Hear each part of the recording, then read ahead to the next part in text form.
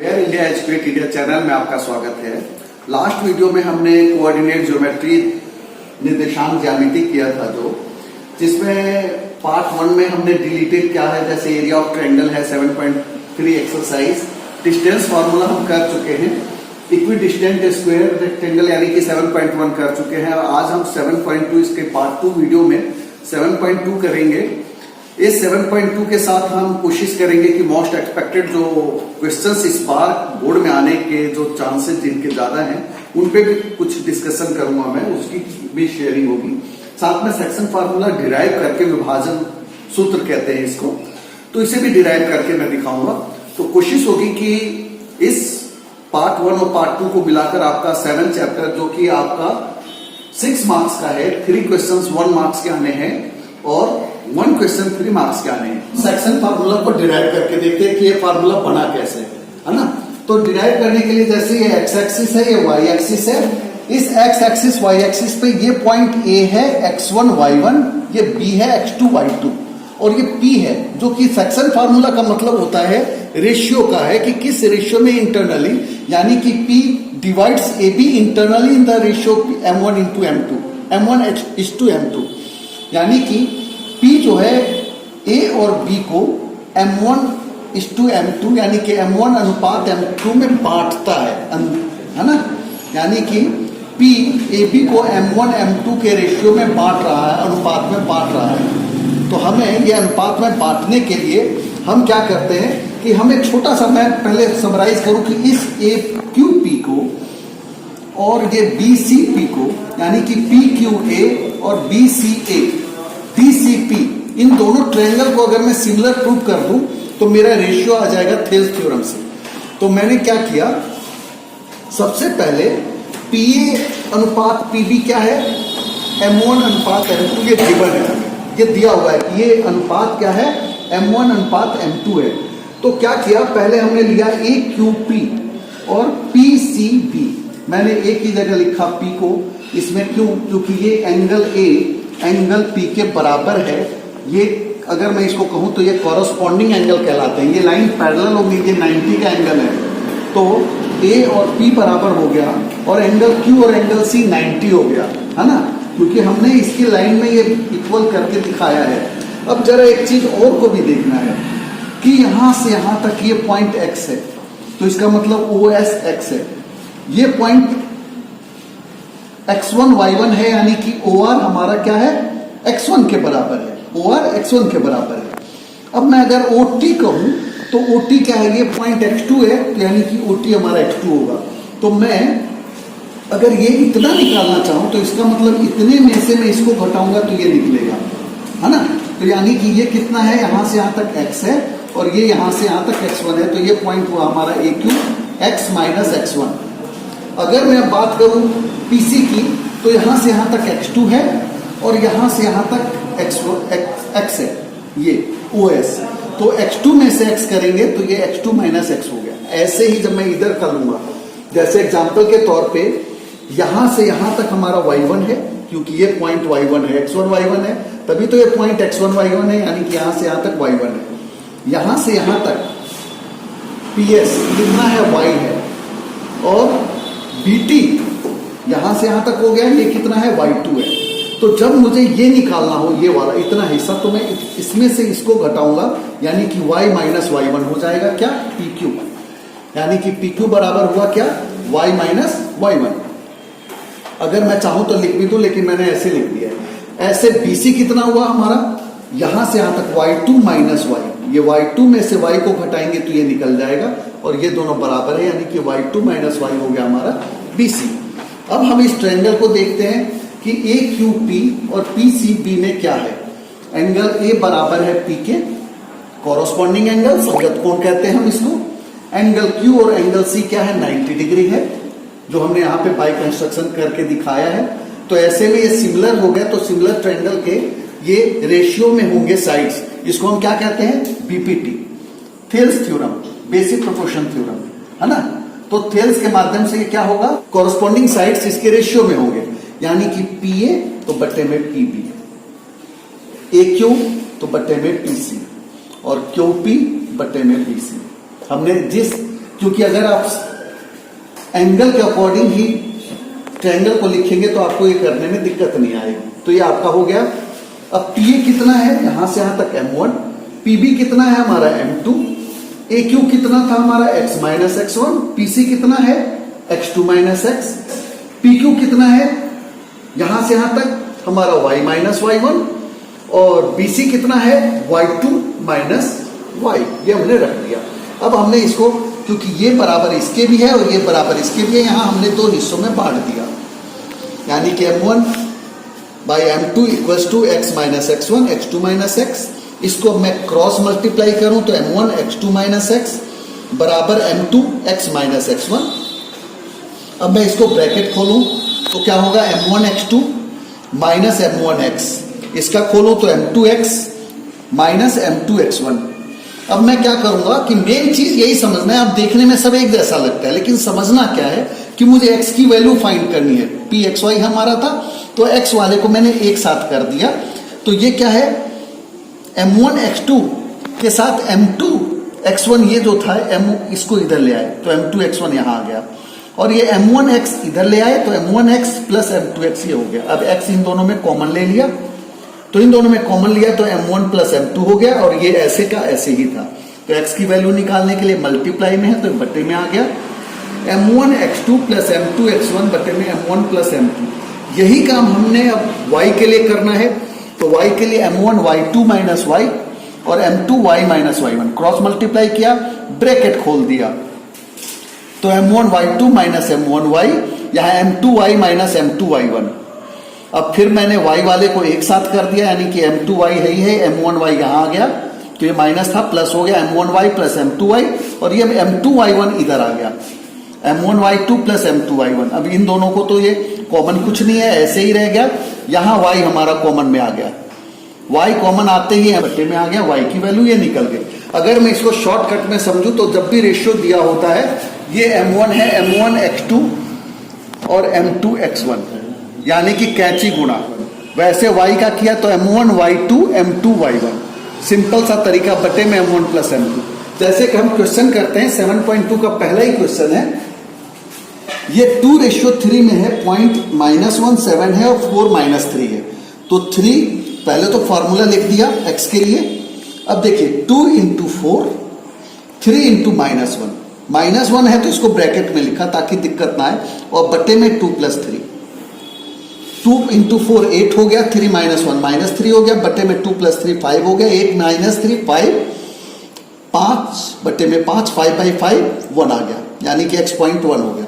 y के लिए हमें ध्यान रखना है, y के लिए y से गुणा करना है, पहला पॉइंट हमेशा x होता है, दूसरा y होता है, तो 2 इंटू -3, 3 इंटू 7 बटे में 2 प्लस 3, तो -6 प्लस 21 बटे में 2 प्लस 3 5, तो -6 प्लस 21 यानी कि 15 हो गया, 15/5 15/5 3 आंसर आ गया, यानी कि y की वैल्यू 3 और x की वैल्यू 1, यानी कि 1 3 1 और 3 इसके पॉइंट्स हो गए। तो सेक्शन फार्मूला बहुत इजी है, इस पे भी क्वेश्चंस आते हैं।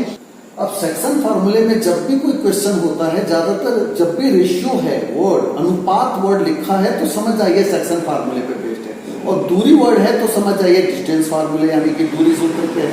अब जैसे क्वेश्चन नंबर 2 है, क्वेश्चन नंबर 2 में कहता है कि find the coordinates of the points of trisection of the line segment joining 4 -1 and -2 -3, यानी कि ट्राइसेक्ट करने का मतलब है त्रिभाजित, 3 बराबर हिस्सों में बांटता है ना, जैसे ये 1 ये 2 और ये 3 तीनों बराबर है, तो इसको हम त्रिभाजित कहते हैं, ट्राइसेक्ट करते हैं। और ये पॉइंट है 4 -1 और -2 -1, यानी कि अगर मैं इनको 3 हिस्सों में करूं तो ये पहले के लिए मैं देखूं तो ये 1:2 हो गया, यानी कि अगर मैं कहूं तो AP is to PB क्या हुआ 1:2, और जब मैं AQ की बात करूंगा AQ रेशियो QB तो ये हो जाएगा 2:1। बस अब इन्हीं दोनों पे हमें सेक्शन फार्मूला लगाना पड़ेगा। तो पहले देखिए मुझे यहां से कहा ना कैंची गुणा, क्रॉस मल्टीप्लाई कैसे किया, 1 इंटू -2 और 2 इंटू 4।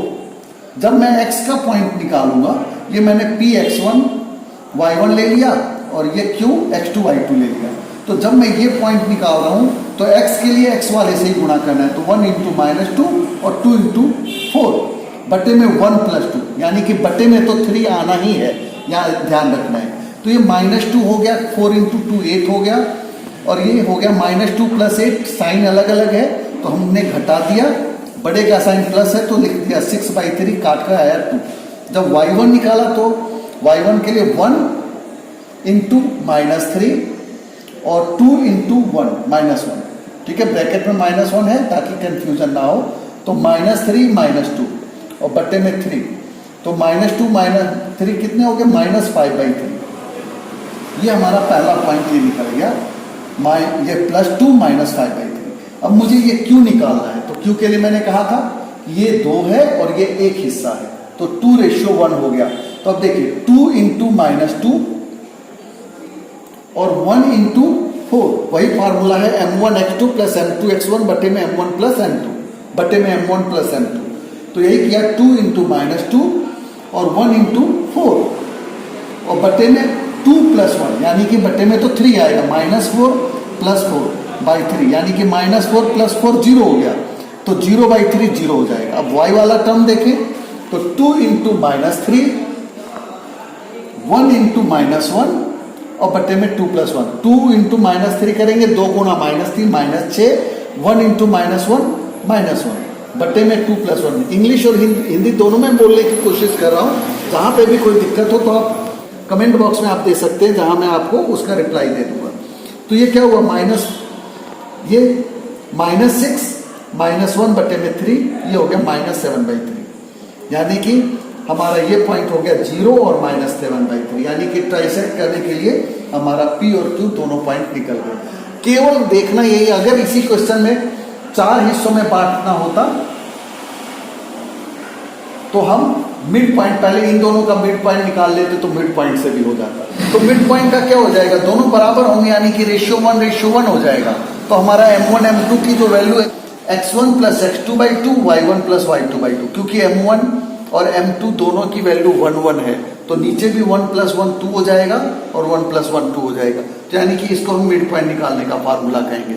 चीज वही है, m1 और m2 की जगह 1 रखते ही हमारा x1 प्लस x2/2 आ गया, y1 प्लस y2/2 आ गया, ठीक है ना। अगर मैं फार्मूले को यूज करूं m1 x2 plus m2 x1 बटे में m1 प्लस m2, यही है ना। अब मैं यहाँ 1 और 1 रखूंगा तो ये क्या आएगा, x2 प्लस x1 आएगा, यानी कि x1 प्लस x2 लिखिए, एक ही बात है, और ये 1 + 1 क्या हुआ, 2 हो गया। तो यही चीज मैंने यहाँ लिखा है, क्योंकि जब हम मिड पॉइंट निकालने का मतलब मध्य बिंदु निकालना है, दोनों में रेशियो बराबर है, यानी कि दोनों इक्वल आएंगे। अब हम इसका क्वेश्चन नंबर 3 में कुछ भी नहीं है, बस इसको इन्होंने लैंग्वेज दिया है कि 1/4 है डिस्टेंस AD का, तो आपको 1/4 के रेशियो आपको जैसे दिया है उस लैंग्वेज के अकॉर्डिंग ही करेंगे।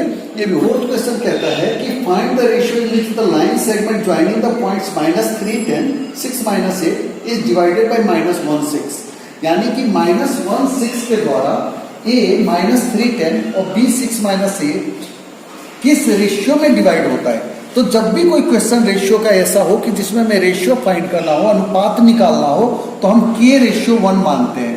यहाँ अगर हम m1:m2 मानेंगे तो हमारा काम बढ़ जाएगा, इक्वेशन आएगा, तो इसलिए 1 वेरिएबल में ही हम करते K/1, यानी कि AP/PB, AP अनुपात PB हमने मान लिया K/1 है ना। ये हर क्वेश्चन में मानेंगे, इसमें भी हमने यही माना है।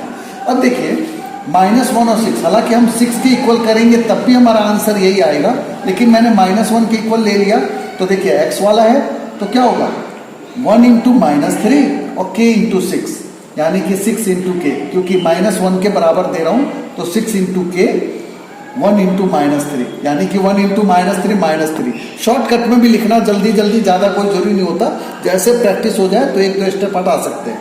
तो 6 के -3 बटे में और बटे में k+1, यानी कि m1 प्लस m2, फार्मूला वही है जो हमारा ये था, m1x2 m2x1 बटे में m1 प्लस m2। अब ये हमने क्रॉस मल्टीप्लाई किया तो ये क्या हुआ -k -1, क्योंकि -1 से साइन मल्टीप्लाई करेंगे तो दोनों का साइन चेंज हो गया, और 6k -3 हो गया।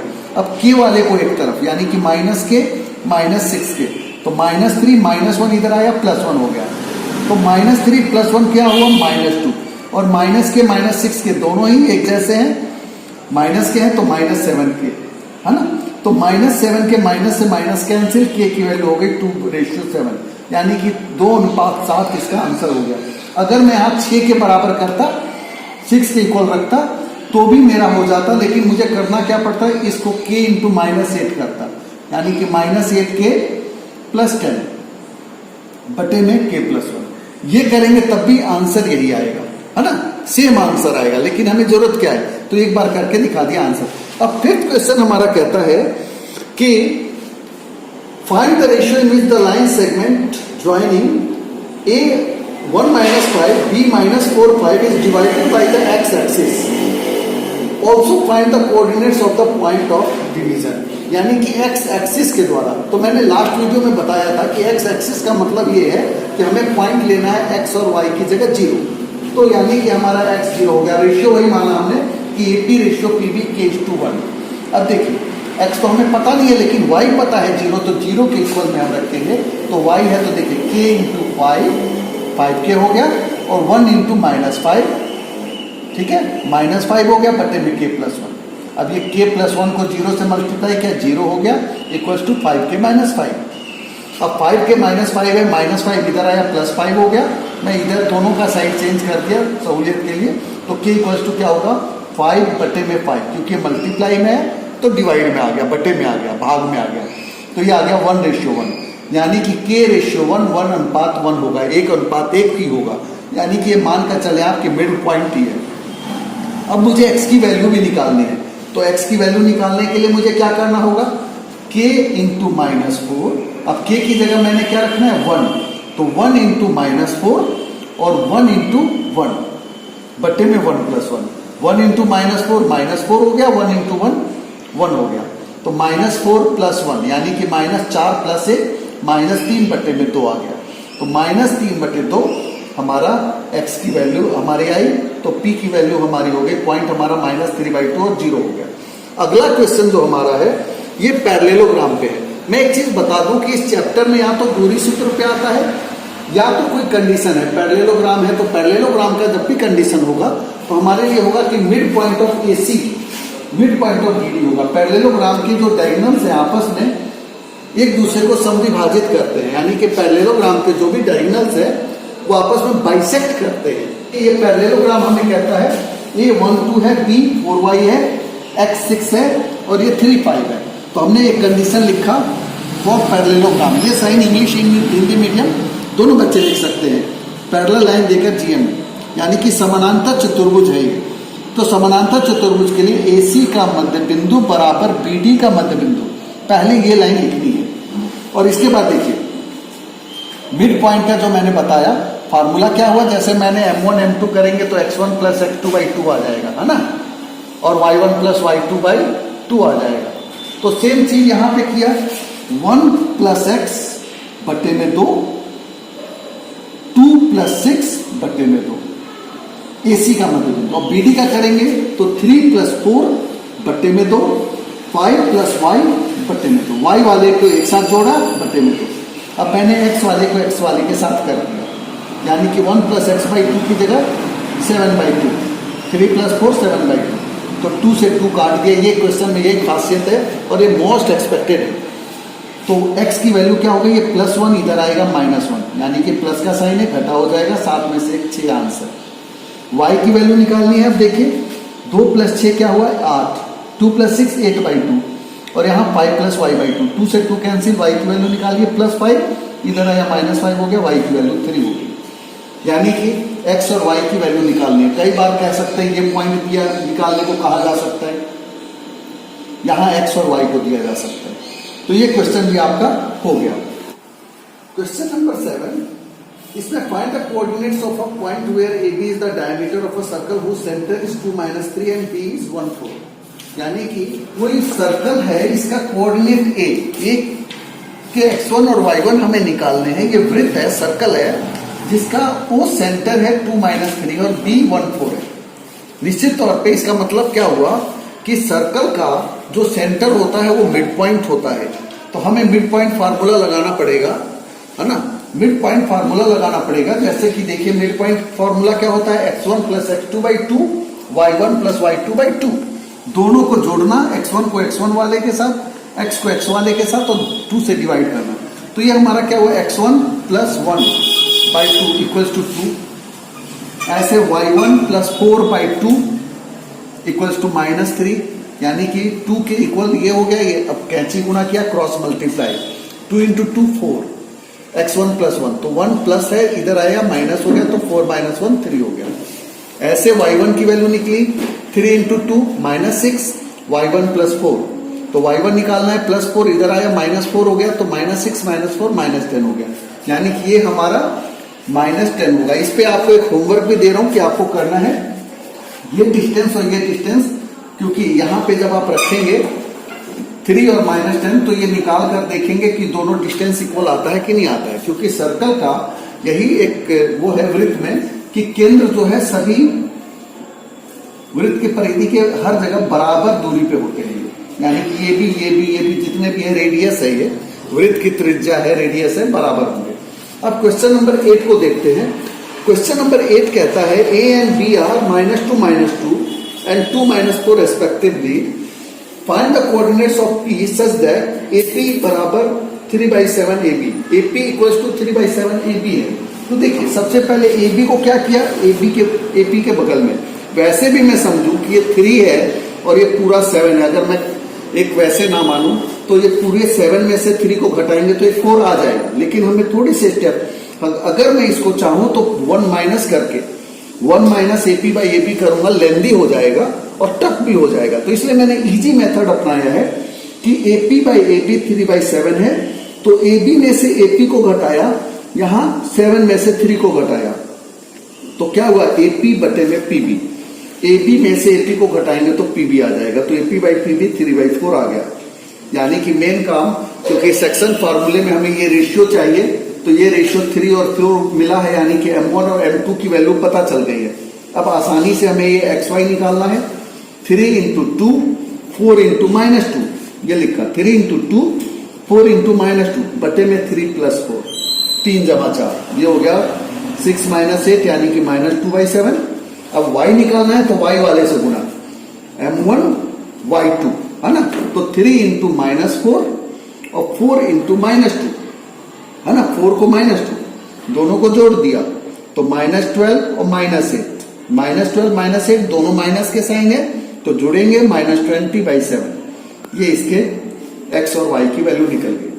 बहुत आसान है कि हम x1 y1 ये है, x2 y2 ये है, तो m1 x2 m2 x1 बटे में m1 + m2, और वैसे समझने के लिए कि ये गुणा ये गुणा ये, कैंची की तरह ऐसे दोनों मल्टीप्लाई हो रहे, बटे में ये जमा ये, यानी कि बटे में तो 7 ही आना है दोनों को जोड़। अब क्वेश्चन नंबर 9 है। 9 में कहता है find the coordinates of point which divides the line segment joining -2 to B to 8 into 4 equal parts. 4 equal parts में बांटना है। हमने जो क्वेश्चन जो सेकंड किया था वो ट्राइसेक्ट था, है ना, ट्राइसेक्ट किया था वो, तो 3 इक्वल पार्ट्स थे, तो यहाँ 1:2 ये 2 हुआ था हमारा, लेकिन यहाँ पे 4 है, तो हमारे लिए आसान होगा कि मैं इसका और इसका मिड पॉइंट निकाल दूं। नहीं तो हमें करना क्या होगा, 1:3, इसके लिए 2:2, यानी कि 1:1, इसके लिए 3:1, तो हमें टफ हो जाएगा। हमने क्या किया, AB का मिड पॉइंट निकाला, x1 + x2/2 y1 + y2, तो देखिए -2 + 2 बटे में 2 0 बटे 2 0। दूसरा 2 + 8/2, 2 और 8 10, 10/2 5। अब ये पॉइंट हमारा निकल गया 0 5।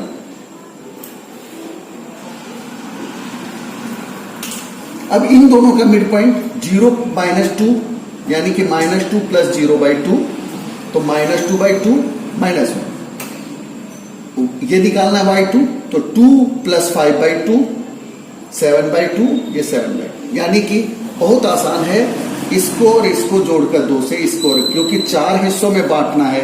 इन दोनों का मिड पॉइंट ये हो गया मध्य बिंदु, इन दोनों का मध्य बिंदु ये हो गया, इन दोनों का मध्य बिंदु ये हो गया, यानी कि हमें वैल्यू अब 0 + 2/2, तो 2/2 1, 5 + 8/2, यानी कि 13/2, यानी कि ये 4 इक्वल हिस्सों में बांटा। इसी को हमने कहा कि 4 इक्वल पार्ट्स में हमने डिवाइड करना है। अब क्वेश्चन नंबर 10 है, find the area of a rhombus of its vertices are 3 0 4 5 -1 4 और -2 1. It means -2 -1.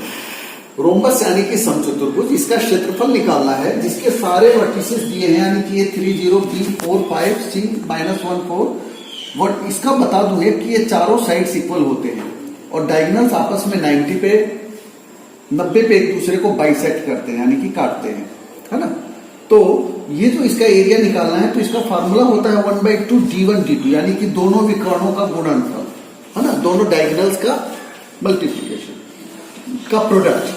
तो इसके लिए हमें AC नहीं पता, BD नहीं पता, तो हम डिस्टेंस फार्मूले से निकाल सकते हैं AC को. AC निकालने का सबसे अच्छा तरीका है 3 - 1, तो माइनस माइनस ये प्लस हो गया, डायरेक्ट लिखने की आदत डालिए, है ना. 3 - 1 तो माइनस माइनस प्लस हो गया, 3 + 1 का स्क्वायर 4 का स्क्वायर, और 0 - 4 का स्क्वायर, 0 - 4 यानी कि -4 का स्क्वायर प्लस 16, 16 + 16 32. अगर मैं इसको खोलूंगा तो 32 ऐसे खुलेगा, 2 × 2 × 2 × 2 × 2, 5 × 2, यानी कि 2 बार इसका पेयर बन जाएगा, 4 बाहर आ जाएगा, √2 रह जाएगा, है ना. तो ये हो गया 4√2. सेकेंड हमने किया BD, तो यहां देखिए 4 - 2 यानी कि -2, 4 + 2 का स्क्वायर 6 का स्क्वायर हो गया, 5 -+1 यानी कि 5 + 1 6 का स्क्वायर, ये भी 36 हो गया. दोनों को ऐड किया 72 हो गया. इसको हमने खोला, 2 × 2 = 4, 4 × 2 = 8, 8 और × 9 72 हो गया. इसको आप ऐसे करके देख सकते हैं, है ना.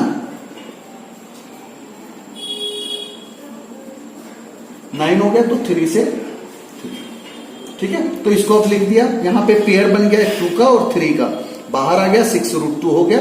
अब एरिया निकालना है, ये दोनों वैल्यू हमने रख दिया, 4√2 6√2, 2 से काटा 2 आ गया, 2 6 12 हो गया, और √2 को √2 से करेंगे तो 2 होगा, यानी कि √2 ये √4 हो जाएगा, यानी कि 2 हो जाएगा. जब जोड़ा बन गया बाहर आ जाएगा.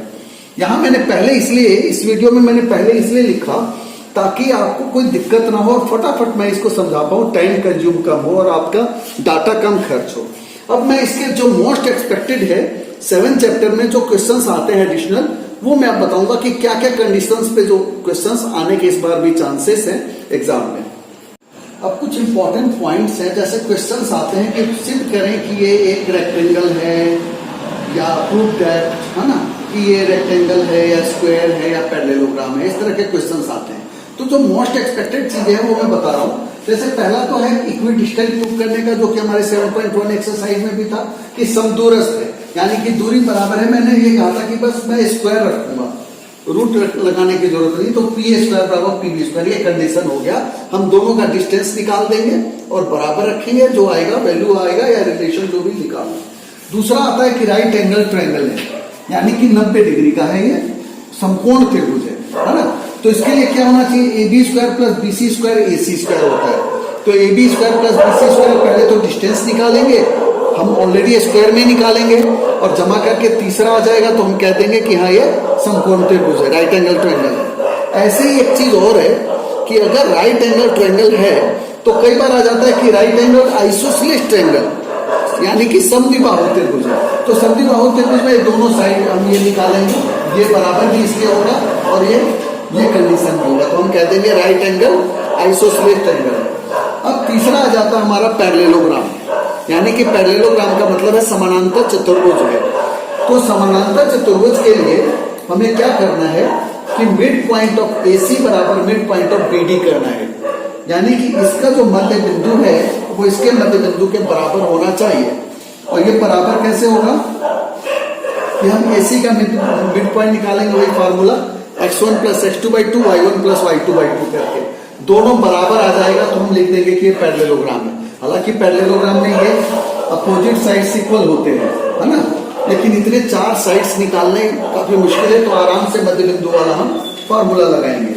अगर रेक्टेंगल है तो रेक्टेंगल में भी यही इजी रहता है कि हम पहले AC का मिड पॉइंट BD के मिड पॉइंट के बराबर, यानी कि मैंने इंग्लिश में यहाँ लिखा, हिंदी में यहाँ लिख दी है, तो दोनों बराबर लिखेंगे. जब ये दोनों बराबर आ जाएंगे और उसके बाद AC और BD भी बराबर है, यानी कि ये डायगोनल यानी कि विकर्ण भी बराबर है, तो हम कह देंगे कि ये रेक्टेंगल है। यानी कि ये कंडीशन पैरेललोग्राम, जिस पैरेललोग्राम के विकर्ण भी बराबर है यानी कि डायगोनल्स इक्वल है, तो वो क्या होगा, रेक्टेंगल होगा। लेकिन स्क्वायर में स्क्वायर के चारों साइड्स हमारे इक्वल होते हैं, तो हमने चारों साइड्स निकाला, चारों साइड्स इक्वल आ गया। फिर हमने डायगोनल निकाला, ये डायगोनल भी इक्वल आ गया, तो हमने कहा ये क्या है, स्क्वायर है। स्क्वायर की जगह रोम्बस में ये माइनर डिफरेंस है, रोम्बस के चारों साइड्स तो इक्वल होते हैं लेकिन डायगोनल इक्वल नहीं होता, तो हमने चारों साइड्स इक्वल लिखा। पहले डिस्टेंस फार्मूला लगाएंगे, चारों साइड निकालेंगे, इक्वल आ जाएगा। स्क्वायर बेशक आप स्क्वायर में भी रहने दे सकते हो, कोई जरूरी नहीं है कि रूट रखो आप, तो ये इक्वल आ गया। फिर ये लिखा और लास्ट में कंडीशन ये लिख देंगे और कहेंगे सो इट इज रोम्बस यानी कि समचतुर्भुज है। एक चीज और है, जो हमारा ये जो है केंद्रक कहलाता है, सेंट्रॉइड। सेंट्रॉइड वो होता है जो मीडियंस को बाइसेक्ट करते हैं और ये 2:1 में बांटते हैं। तो ऐसे में मैं सेक्शन फार्मूला यूज करके फार्मूला भी डिराइव कर सकते हैं, लेकिन उसकी जरूरत नहीं है।